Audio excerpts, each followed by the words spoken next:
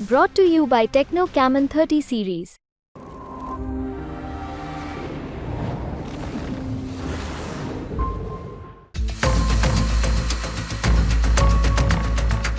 जयपुर में प्यार और प्यार के अंजाम का एक खौफनाक मामला सामने आया है, जहां प्रेमिका ने प्यार की सारी हदें पार कर दी और कैसे इस प्यार में उसका पति मौत के घाट उतर गया।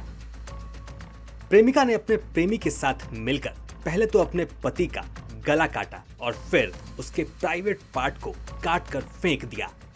पति की हत्या की यह पूरी साजिश पत्नी ने प्रेमी के साथ मिलकर 9 महीने पहले ही रची थी। मारने की कोशिश पहले भी हुई थी, लेकिन किसी कारण इनका ये प्लान धरा का धरा रह गया।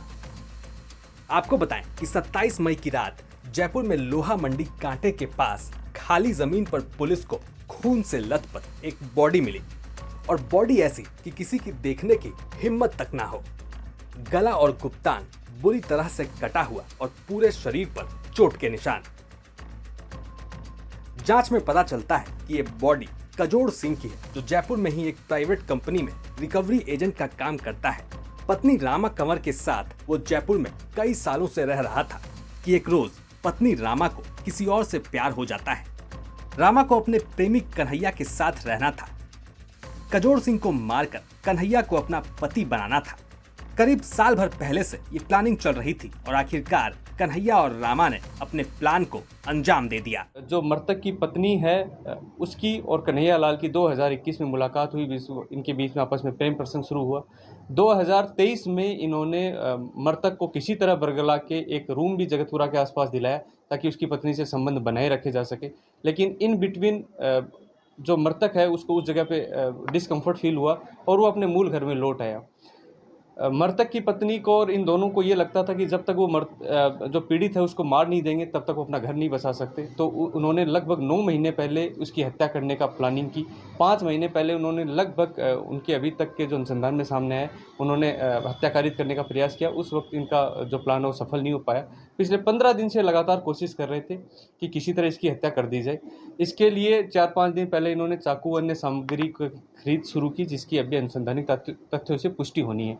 इसकी मृतक की पूरी रेकी की गई कि किस रास्ते से चलता है, कौन सी ऐसी जगह है जहां मृतक जो है वो मोटरसाइकिल से उतर के ऑटो लेगा, उसी रास्ते में उसको वहां से उठाया जाना।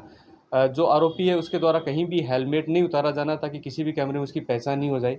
इस तरह की कई तरह की चालाकी जो है वो आरोपी ने करने की कोशिश की। मृतक की पत्नी ने इस बात का पूरा ख्याल रखा कि किसी भी तकनीकी चीज़ों से वो पकड़ में नहीं आए, इसलिए वो जरिए व्हाट्सएप कॉल या अन्य माध्यमों से ही आरोपी से जुड़ी रही। हत्या वाले दिन कजोड़ सिंह अपनी ड्यूटी से घर जा रहा था।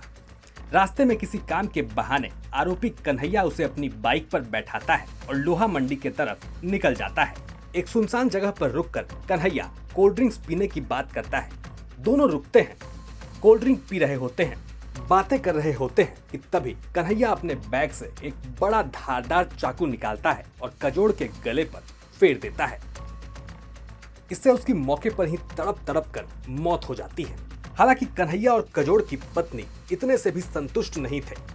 कजोड़ की पत्नी कन्हैया को ऑर्डर देती है कि उसके प्राइवेट पार्ट भी काट डालो और कन्हैया बिल्कुल ऐसा ही करता है।